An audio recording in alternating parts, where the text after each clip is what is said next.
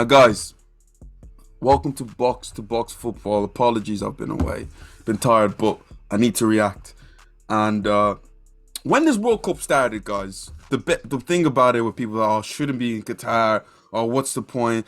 I'm not in the World Cup mode. Why is it in winter? And yeah, some of the stuff are valid, especially the winter stuff, because it's hard for me to watch games. But it's hard to deny this World Cup as it being one of the most entertaining World Cups I've seen.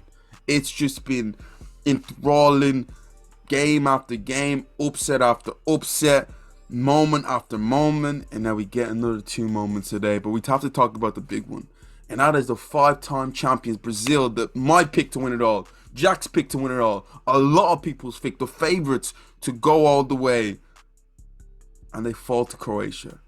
And I'm not sure how to feel about it, because I'll be truthfully honest, guys, I seen the whole of the 90 minutes, couldn't watch the last 30 minutes because I was coaching. But again, just watching it, it just makes me think, like, the first thing that pops into my head straight away is that Brazil can't beat European teams in knockout competitions in the World Cup. This is now 5 teams that they've been out to.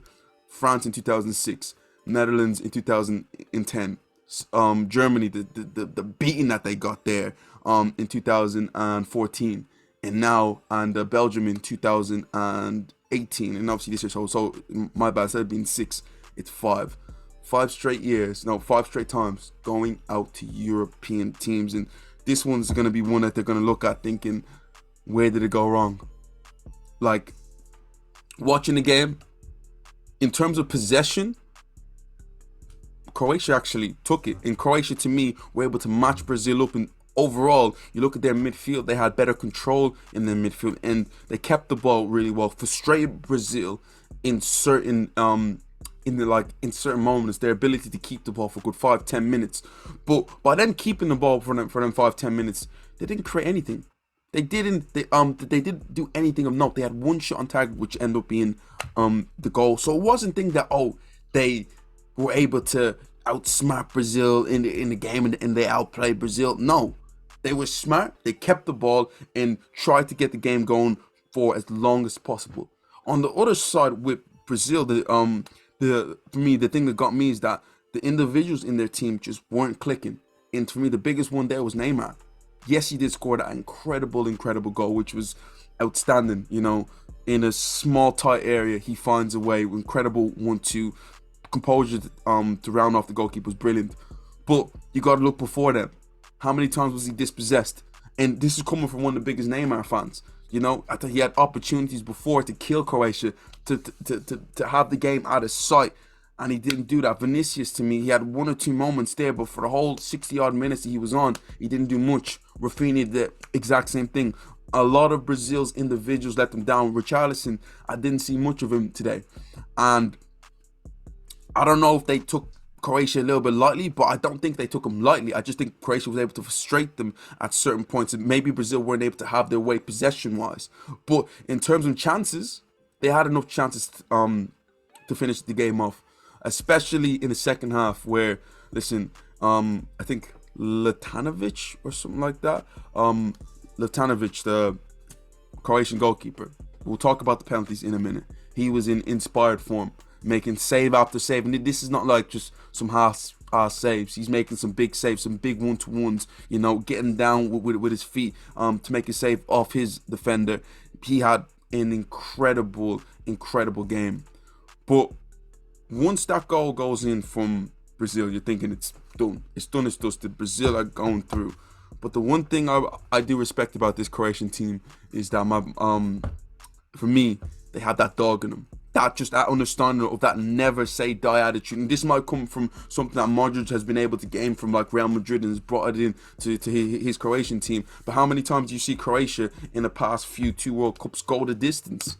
I think they were able to play, I think they had 2 or 3 extra times in the last World Cup. They've already been to penalties twice now. So this is not something that it's a bit of a fluke. No, this is what they're made out of. When they feel a bit of adversity. So let's take it back to the semi-final against England. Them going a goal down early and being under the cosh. They didn't panic. They said to themselves they're going to find a way.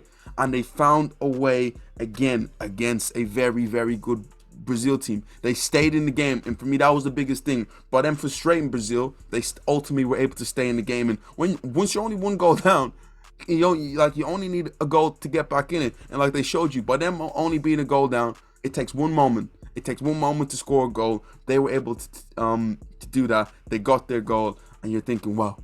But as soon as they got their goal, the first thing thought to my head was, they're in trouble. Brazil are in trouble. Because I think Croatia in the last 4 penalty shootouts, they're 4 for 4. They've won the last 4. And I think in the last World Cup, they faced like 1 or 2 penalty shootouts. They found they were able to find a way. They faced 2 right now, and they were able to find a way. But just based on this one right now, penalties are, to some people, a lottery of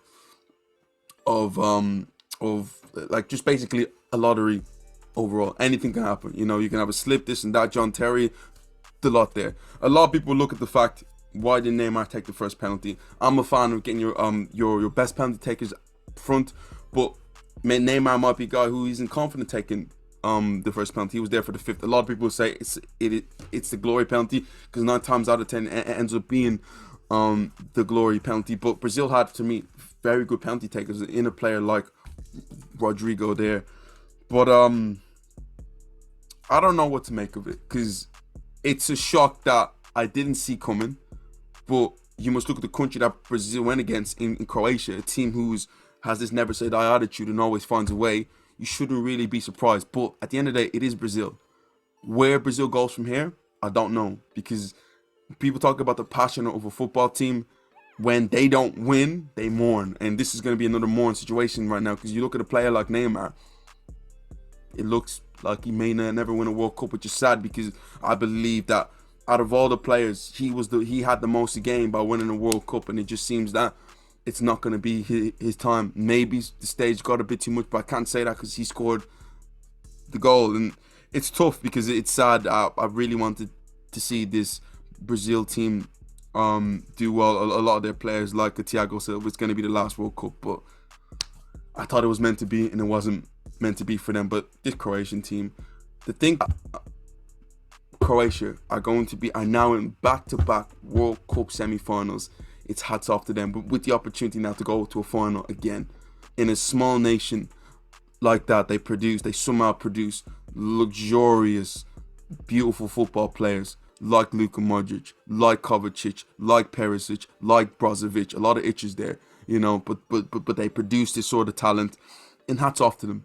You know, they might not be the biggest country in the world, but they got that, and fair play to them going in into the semi-final. Would love Brazil were in there, but you can't deny that when a knockout stage comes in a World Cup, this is a team that you do not want to go against. Now, let's talk about the team that they are going to be going against in the semi-final, and that's going to be Argentina, after one of the most interesting 90 minutes I've watched in a while, from the point of view of Argentina went 2 goals ahead. An incredible ball from Messi sets up the first goal. He scores the penalty to put Argentina ahead, and Netherlands or Holland, they just didn't look at it. They didn't create anything. With all this creative ability there, Frankie de Jong getting on the ball, Memphis Depay with about 20 minutes left. You're thinking, listen, they have no chance. It's Argentina. How many you're already thinking about, what team selection are they gonna have for the Croatian game? But big up to Louis van Gaal, because as I look at the pool of coaches in the World Cup, he is by far has the biggest resume there, because he's actually a legit top level coach, guy who's won Champions League and won leagues, you know, and also has led Dutch to decent success in World Cup in 2014, them losing that to Argentina again in a semi-final. He makes a big call, you know. He takes out Memphis Depay, puts on his big defender, and puts on Luke de Jong, and then it felt you're bringing on a guy who's your most, like, offensively probably your best player. You're thinking, has he given up on it? But he knew what he was doing. He wanted big guys who can head the ball, defenders 6'8", and it made a huge difference. They went from trying to work the ball side to side in like through the line to just going completely long. You're getting the ball out wide, asking Virgin van Dijk to come in and like join them. They get the first goal, yeah. And my big thing about free kicks is that in certain moments you don't always have to take a direct free kick, but let's paint the picture of it. They get the free kick on the edge of the area and thinking, I'm thinking it's Gakpo.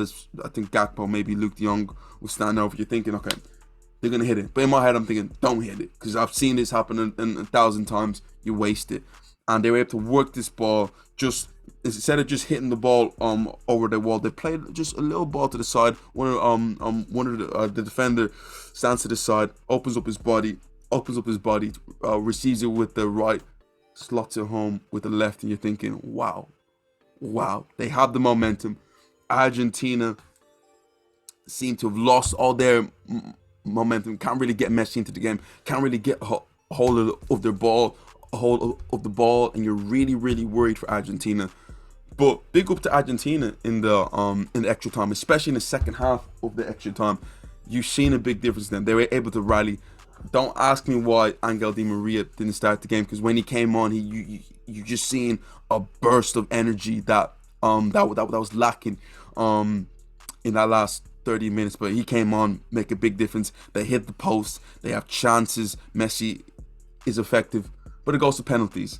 And as soon as it went to penalty, the first thing that came into my head is that Argentina winning. Why? Not because they have Messi. It's because they have Emi Martínez in goal. And if you know his track record in recent times for Arsenal and for Argentina, you know that he is that guy in a penalty shootout. Yeah, you've seen him been able to put not just how great he is as a penalty stopper, his ability to kind of rattle players. You've seen that with Bruno Fernandes when he was able to hit the ball over the bar last season for Manchester United. You've seen it in the Colombia game where he's talking the most, getting the Colombian players off the game, and he comes up with two massive saves, and Argentina goes through to the semi-final against Croatia.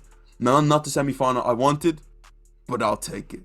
You know, a chance for Messi to go back to the final. Can Luka Modric go back to back? I think if he's able to take Croatia back to another World Cup final, we have to have a conversation about the greatest midfielder of all time. We really do. Because if he can get them there at this age, let's have that conversation. But guys, football is a game that is the most unpredictable sport in the world. Anything can happen at any moment. I predicted Brazil to go through. I predicted after 75 minutes, I predicted Argentina to go through. And they have to go all the way to penalty after being 2-0 ahead. You just don't know what's going to happen. But I want to get your opinions on it. Brazil going out. What happens from Brazil from here? Argentina going to a final. Is this Messi's chance to win it all? Luka Modric, can he go back to back with Croatia? Guys, comment down below, let us know. And I forgot to say it, like, share and subscribe. What an incredible World Cup, what an incredible day of football, guys. Thanks for watching, and I'll see you lot next time.